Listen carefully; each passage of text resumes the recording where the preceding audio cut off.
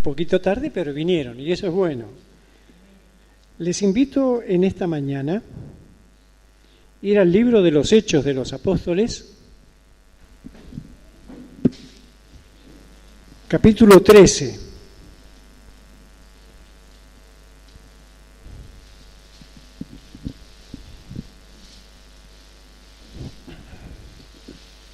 Una iglesia pujante, una iglesia creciente,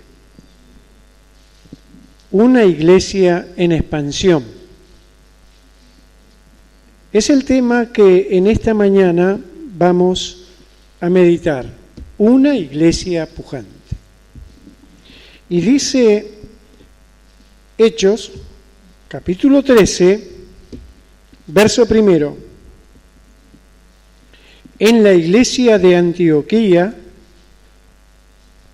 eran profetas y maestros: Bernabé, Simón, apodado el Negro, Lucio de Cirene, Manasén, que se había criado con Herodes el tetrarca, y Saulo, que después viene a ser el apóstol Pablo.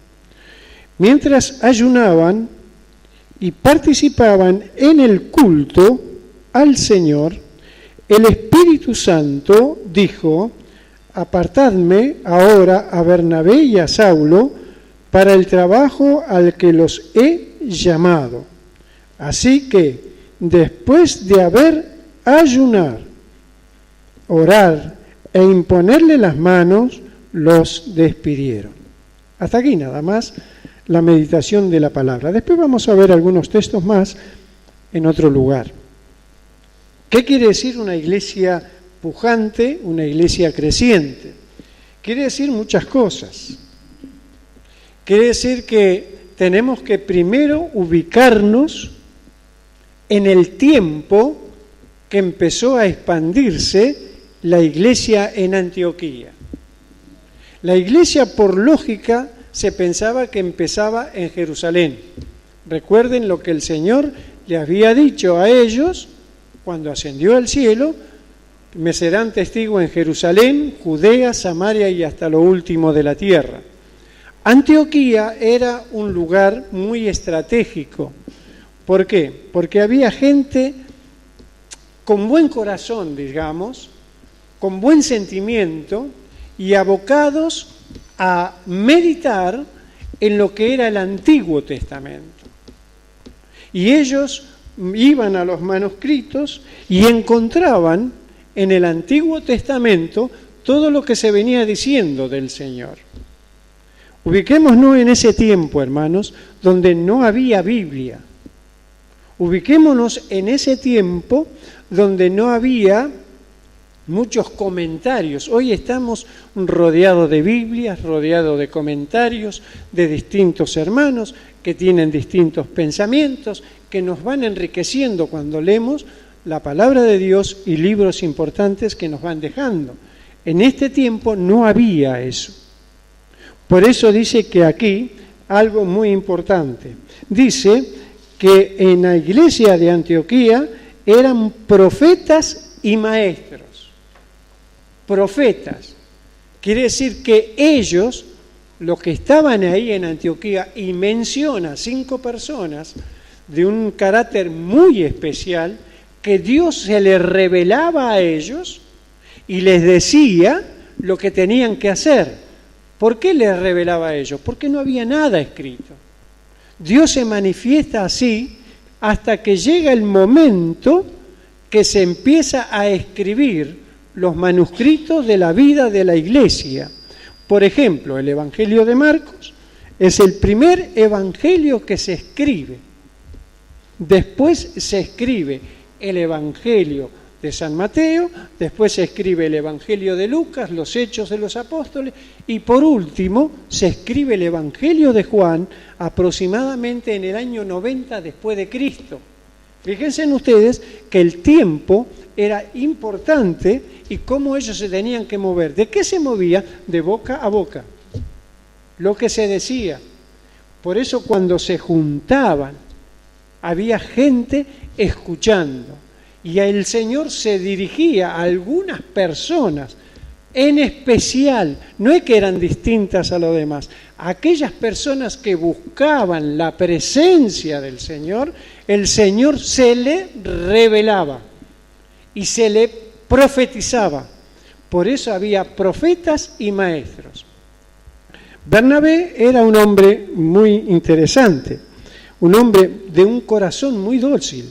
Él entendía claramente lo que Dios quería decirle y él se lo volcaba a la gente. Y en este caso dice que se le declaró lo que ellos tenían que hacer. Dicen que estaban en el culto. ¿Qué estaban haciendo en el culto? Estaban primeramente ayunando. Una cosa muy importante. ¿Saben lo que significa ayunar, no? Es algo que uno separa ese día, ¿no es cierto?, para poderlo dedicar a Dios y librarse de todas ataduras, hasta de la comida. Ayunar no significa solamente dejar de comer, sino es una dieta. Yo estoy gordo, voy a ayunar. Entonces ese día ayuno y adelgazo. ¿Qué hago cuando termino de ayunar? Al otro día voy y me peso. Digo, bajé 100 gramos. Eso no es ayunar, esa es una dieta. Ayunar es dejar libre la mente para que Dios utilice mi mente para lo que Él quiera. Y por ahí hay cosas que Dios quiere que yo haga que a mí no me gustan, ¿no es cierto? Pero como estoy en la presencia del Señor, el Señor me dice algo muy importante. Dice, lo que yo quiero hacer ahora con vos no lo entenderás, pero lo entenderás después. ¿Nos damos cuenta? El ayuno, siempre que se hace un ayuno, se hace por algo mejor. Por ejemplo, ayunar, y voy a ser un poco explícito en esto, cada uno... No tome mi consejo, por favor. Tome el concepto de Dios. Yo de vez en cuando tengo día de ayuno. Y tengo día de ayuno por cosas especiales. Señor, este día lo dedico a vos y te pido que sobre tal tema el Espíritu me lleve a la meditación de tu palabra. Ayunar significa por algo mejor. Ayunar significa, Señor, este día me pongo en contacto con vos por el caso tal, sea por enfermedad, sea por trabajo, sea por el hogar, sea por la familia, sea por el esposa, por el esposo, por los hijos. Uno ayuna. ¿Para qué ayuna? ¿Para que se haga mi voluntad? No. Para que el Señor se manifieste en la vida de aquella persona que estoy ayunando. Fíjense, aquí estaban ellos ayunando, dice, pero también algo muy importante, en el culto. Fíjense que es muy importante esto. ¿Por qué dice en el culto? Habían proclamado el ayuno, pero no se quedaron en la casa, sino que buscaban la comunión los unos con los otros. Y miren, hermanos, cuando hay comunión entre los hermanos, la guía del Espíritu se mueve en medio de los hermanos y conduce a la congregación a hacer lo que tiene que hacer. ¿Qué es lo que tiene que hacer? Primeramente, obediente a Dios. Obediente a Dios. Hoy en día vivimos tiempos de euforia. Yo le digo euforia espiritual. Uno entra en YouTube y ve movimientos impresionantes. Pero lo que no veo, ¿saben qué? No veo Biblia. Muy poca Biblia. gente que se mueve de una manera estruendosa. A mí el Señor me habló, me llevó, me condujo, me dijo lo que tenía que hacer. ¿Y qué dice la Biblia? Claramente, hermanos, claramente, la última revelación es Jesucristo. No hay otra. No hay otra revelación. Jesucristo se ha manifestado a la humanidad. Recuerden el Evangelio de Juan, capítulo 1, versículo 11. A lo suyo vino, y los suyos no le recibieron, mas a los que le recibieron le dio potestad de ser hechos hijos de Dios. Maravilloso. No hay otra revelación. Señor, revelame. Señor, háblame. Y estaba comentando esta mañana con mi esposa de 2 cuadros que me mandaron. 2 cuadritos hermosos. Y me lo mandaron al celular.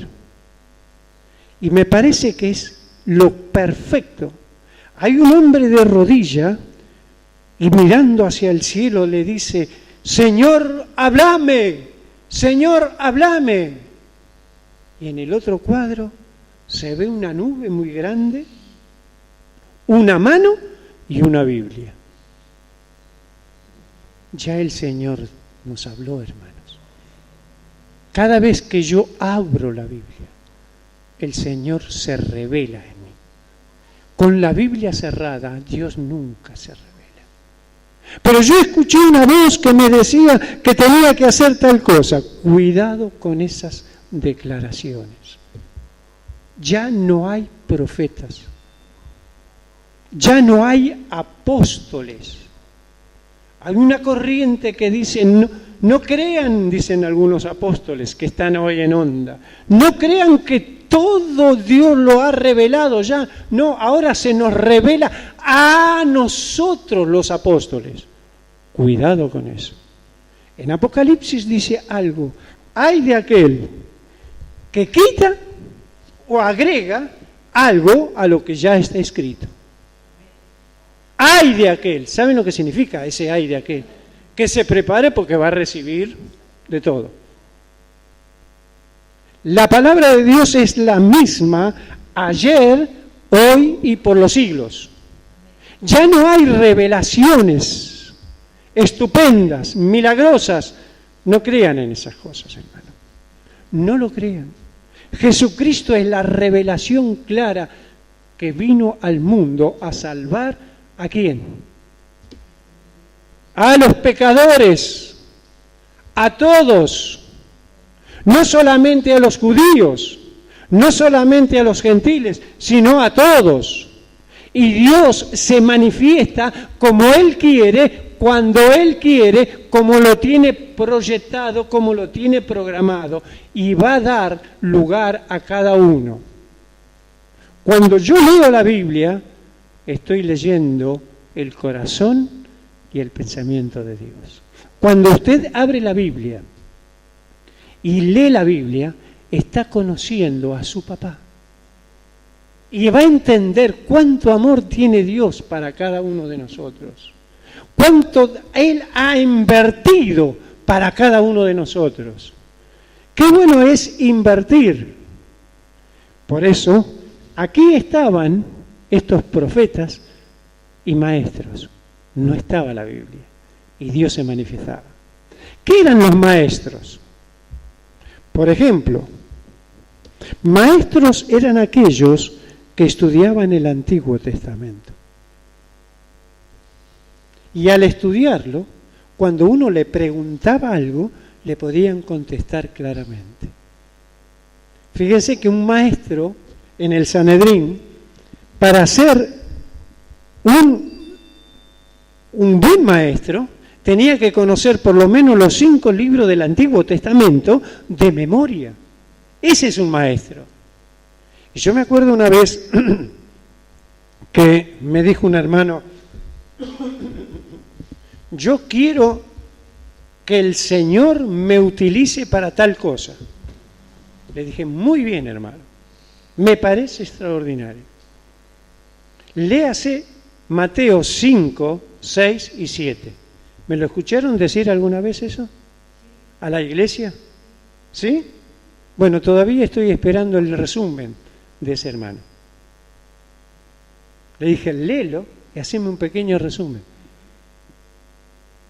Nunca me hizo un resumen. Pero quería ser él. Quería producir, quería manifestar, quería llevar las cosas adelante. Pero ¿saben cuándo se llevan las cosas adelante? Frente a la obediencia. Lea, hermano querido, Mateo 5, 6 y 7, medítelo. Y ahí sabe lo que va a encontrar: el corazón de Dios. Y va a encontrar cómo tratar a la gente. Y va a encontrar lo que usted y yo somos en el mundo. Y va a encontrar cómo tenemos que tratar a nuestras esposas, cómo tenemos que tratar a nuestros hijos, cómo tenemos que conducirnos con el prójimo. Porque ahí está el secreto de Dios. No espere que alguien venga iluminado en la noche y se le presente en su vida y le diga cosas. Le voy a contar un cuento. Hay una iglesia creciente, pujante, en Colombia, y se convirtió un hombre al Evangelio y empezó a mostrar sus dotes. Un hombre intelectual, capacitado, buena fortuna, y un día se le aparece y le dice al pastor: pastor, anoche tuve una revelación muy grande. Y el pastor lo escuchaba y lo miraba y le dice: ¿y qué le dijo? Me llevó a una ventana muy grande y vi un campo tan grande e inmenso, y veo escrito en el campo una P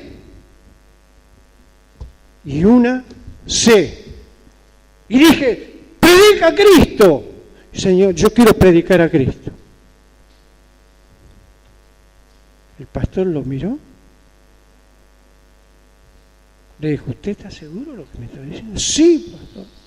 Bueno, tómese un mes de oración y nos volvemos a encontrar. Este hombre, con una capacidad y una convicción clara, en ese mes se dedicó más a hablar con los hermanos que con el Señor. ¿Saben lo que vi? Vi esto. ¿Saben lo que vi? Vi aquello. ¿Saben lo que vi? Vi esto. Entonces toda la gente de la congregación quedó asombrada.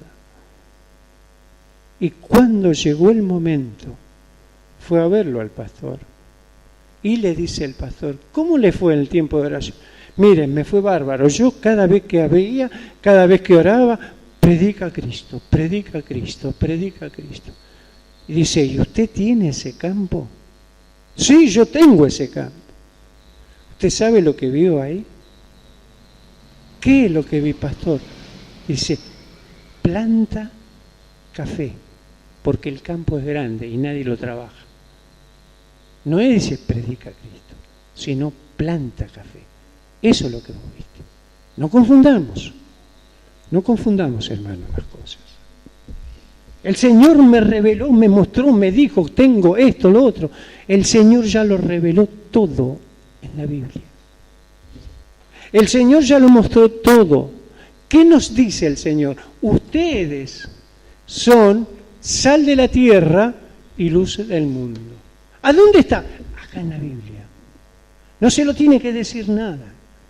No, nadie le tiene que indicar. Nadie le tiene que revelar. El Espíritu que mora en cada uno de nosotros, cuando abrimos la Biblia, Dios se revela a nosotros.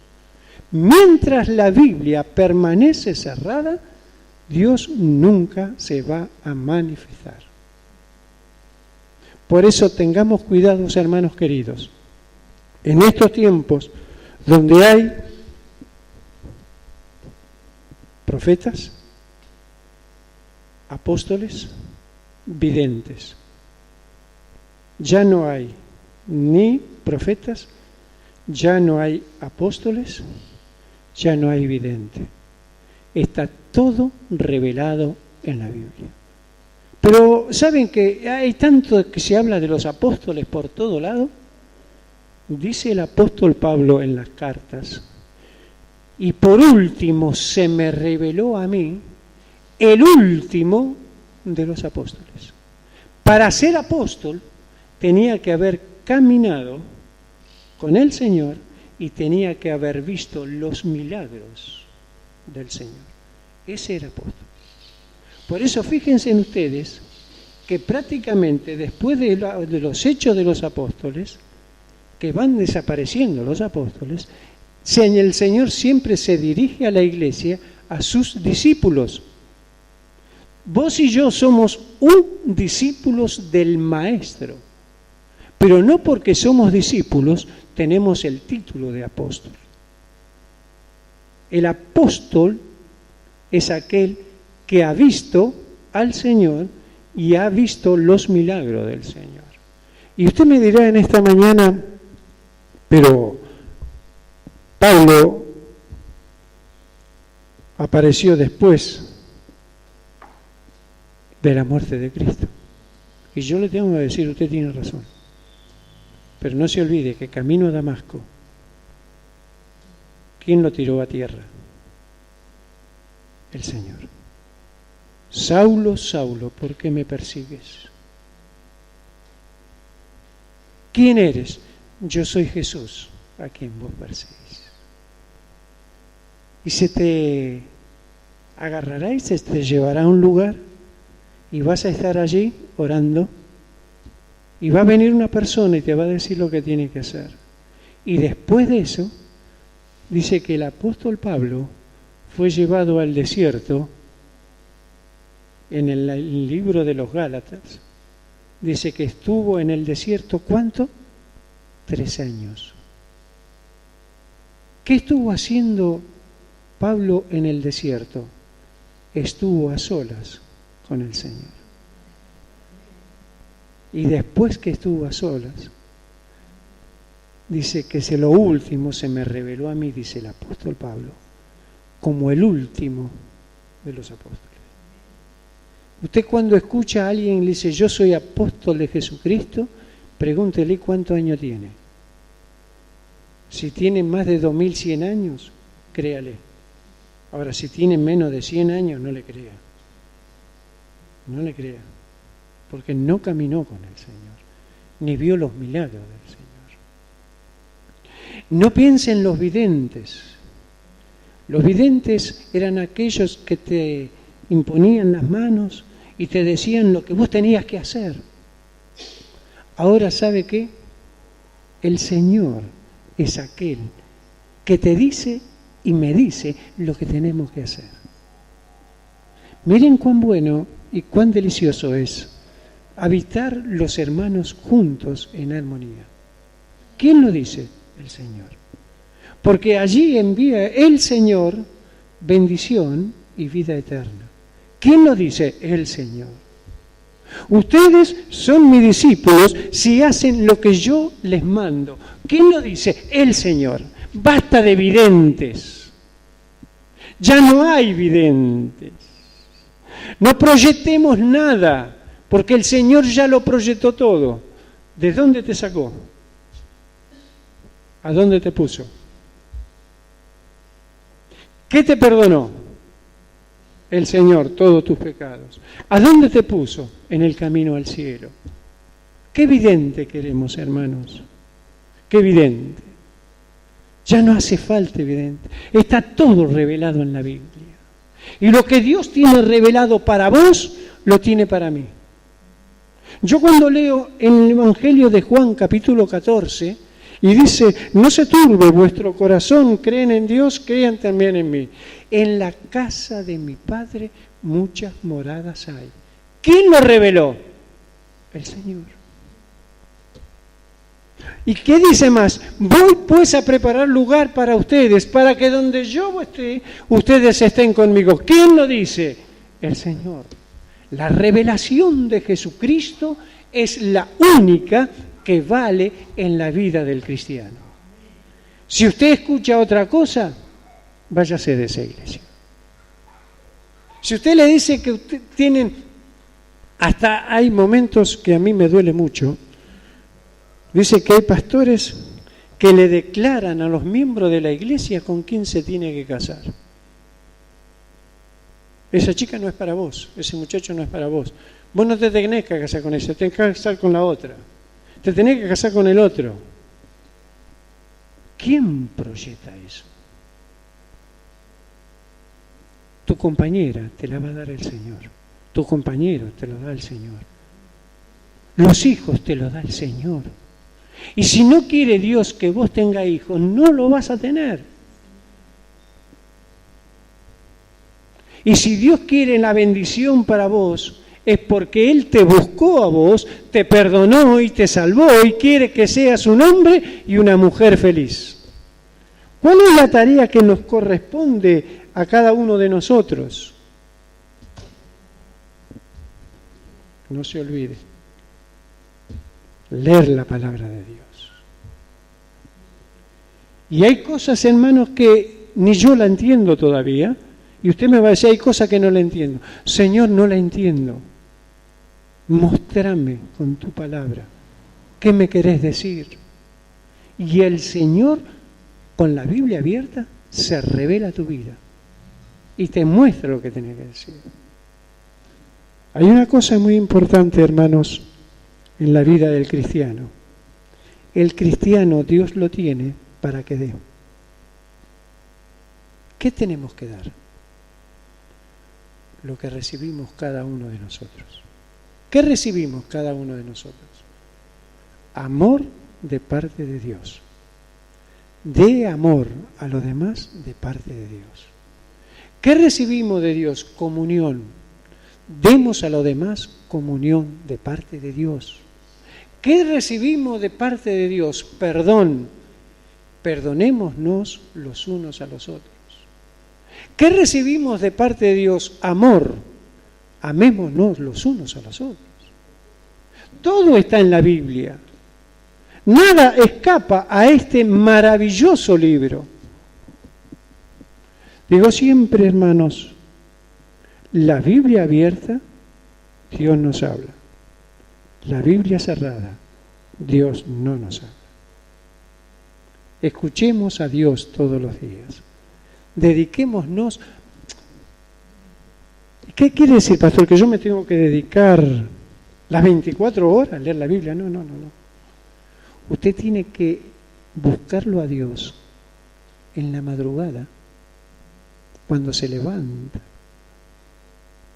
Ore a Dios pidiendo su guía y su dirección por darle un día más de vida.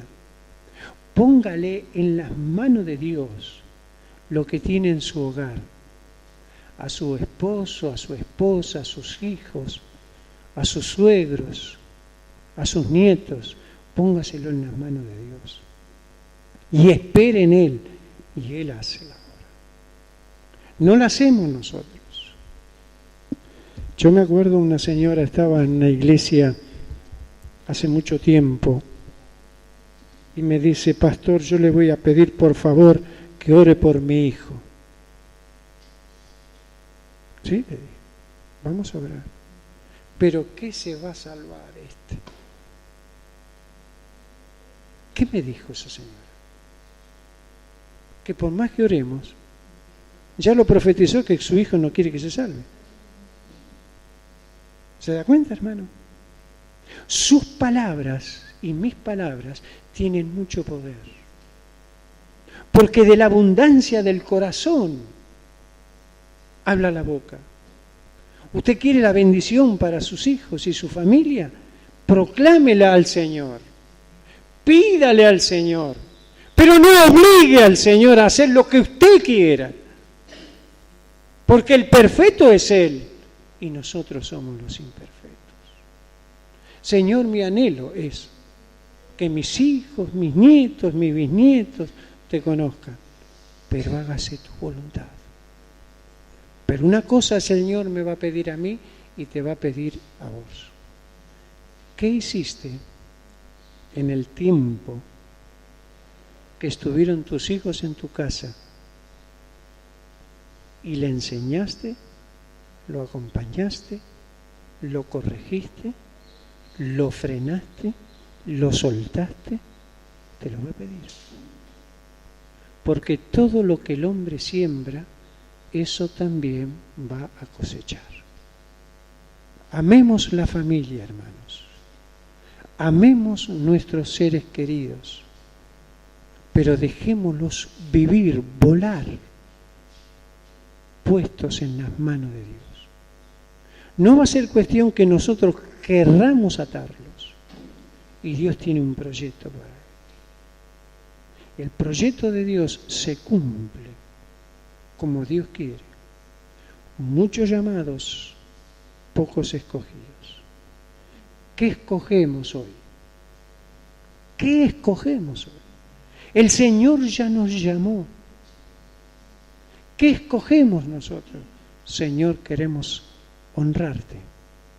¿Y sabe qué es lo que nos pide el Señor a nosotros? No sacrificio, no nos pide dinero, no nos pide obligaciones, nos pide obediencia. Obediencia. Obedezcamos al Señor. Dice, el que me obedece, dice el Señor, no yo, mi Padre, dice el Señor, le honrará. Y el que honra a mi Padre es para siempre. Seamos honrados por Dios en la obediencia y Señor, soy lo que soy. En el lugar donde estoy, quiero obedecerte, quiero servirte, quiero honrar tu nombre, sea poco o sea mucho. Pero no me alcanza la plata. Y yo te voy a decir un secreto. A mí tampoco me alcanza.